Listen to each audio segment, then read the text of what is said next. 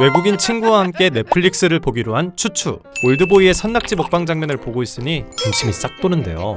와, 야무지게 먹네. 송송 썰은 낙지탕탕이에 참기름 콕 찍어서 먹고 싶다. 그런데 같이 영화를 보던 독일 친구의 입이 떡 벌어집니다. 오 마이 갓 김치! 한국에서는 흔한 음식일 뿐인 산낙지와 문어. 하지만 해외에서는 올드보이 산낙지 씬을 가장 충격적인 영화 장면으로 꼽을 정도로 경악을 한다고 하는데요. 도대체 그 이유는 무엇일까요? 오늘의 교양만들은 문어입니다.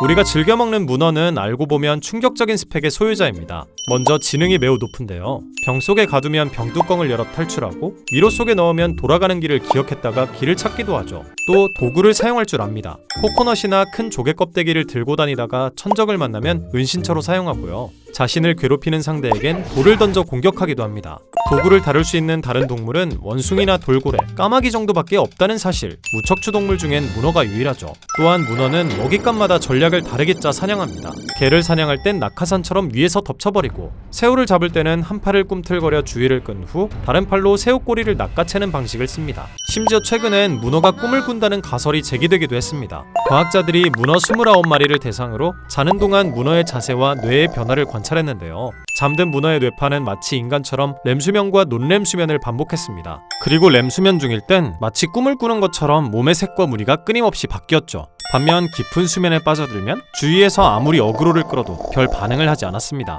그렇다면 문어가 이렇게 지능이 높은 이유는 무엇일까요? 바로 뇌가 9개?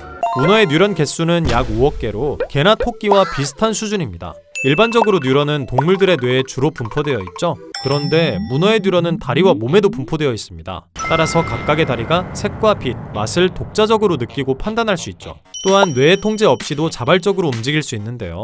문어의 다리가 잘려도 계속 움직일 수 있는 이유죠. 그래서 메인 뇌 말고도 문어의 다리마다 각각의 뇌가 있다고 보기도 합니다. 물론 상어가 나타나서 튀튀할 땐 단합한다고 함. 문어 이외에도 오징어, 낙지 같은 두 종류는 보통 다리에 뉴런이 많이 분포되어 있어 지능이 높다고 하네요. 문어의 신기한 스펙은 여기서 끝이 아닙니다. 심장이 3개나 있다고? 일단 몸 전체를 총괄하는 메인 심장이 있고요. 다리가 너무 많다 보니 다리로 보낼 피만 전담하는 담당 일진 심장이 2개나 있다고 합니다. 그리고 마지막으로 문어의 피가 파란색이라고? 철이 들어있어 빨간색을 띠는 인간의 피와 달리 문어의 피에는 구리가 들어있어서 푸른빛을 띈다고 하죠. 스펙이 너무 말도 안 되다 보니 문어가 외계에서 왔다고 주장하는 논문이 발표되기도 했는데요. 물론 다른 과학자들에게 뚝까맞음. 이쯤 되니 신기함을 넘어 공포가 느껴진다. 이렇게 충격적인 비주얼과 스펙을 가진 문어이다 보니 서양, 특히 북유럽의 게르만 문화권에서는 문어를 괴물로 인식하며 공포의 대상으로 여겼습니다. 물고기를 유인해 잡아먹는 습성은 유혹자, 배신자, 구라쟁이 등의 이미지를 만들기도 했죠. 인어공주의 우르슬라, 마블의 하이드라 심볼, 스파이더맨2 닥터 옥토퍼스 등 영화에 등장하는 문어 괴물도 아주 다양합니다. 그 중에서도 얘를 빼놓으면 섭섭하죠. 슈퍼 울트라 캡숑 거대 문어 괴수 크라켄! 크라켄은 바이킹 전설에 등장하는 바다 괴물입니다. 심해에 살며 배를 공격하고 사람을 잡아먹는다고 전해지는데요. 성질이 몹시 흉포하고 지능이 높으며 자신의 몸을 섬으로 위장해 배를 유인한다고 하죠.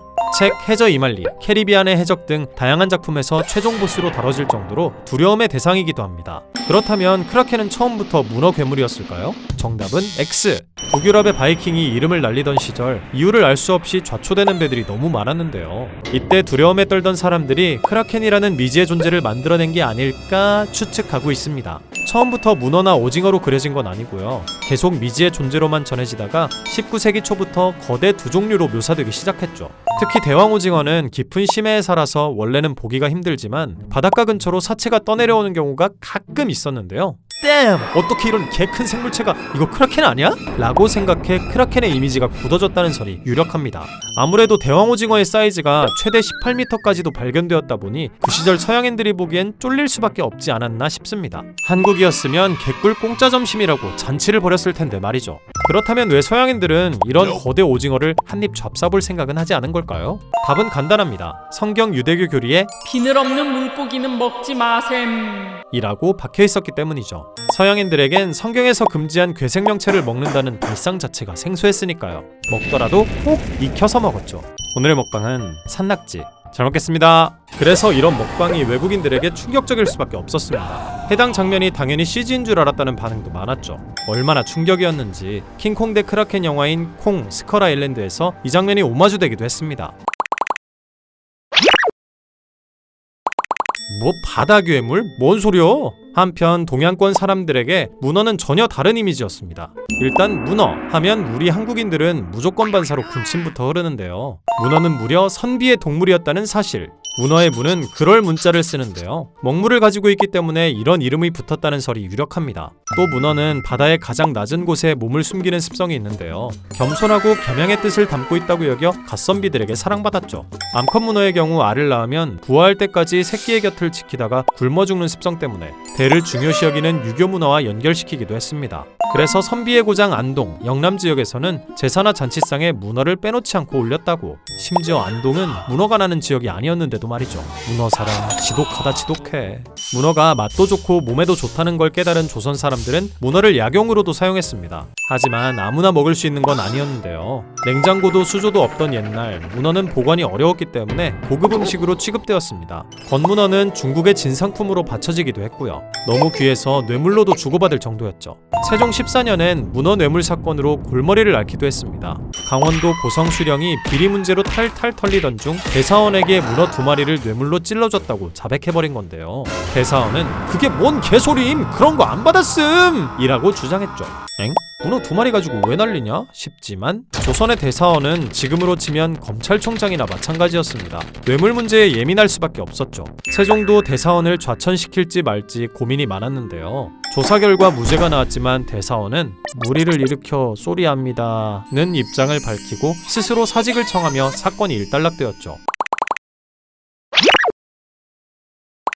사람의 70%는 물, 문어의 70%는 단백질. 아주 훌륭한 단백질 공급원인 문어. 말하다 보니 군침이 싹 도네. 저희 문어 먹으러 가요. 지금까지 교양만두였습니다.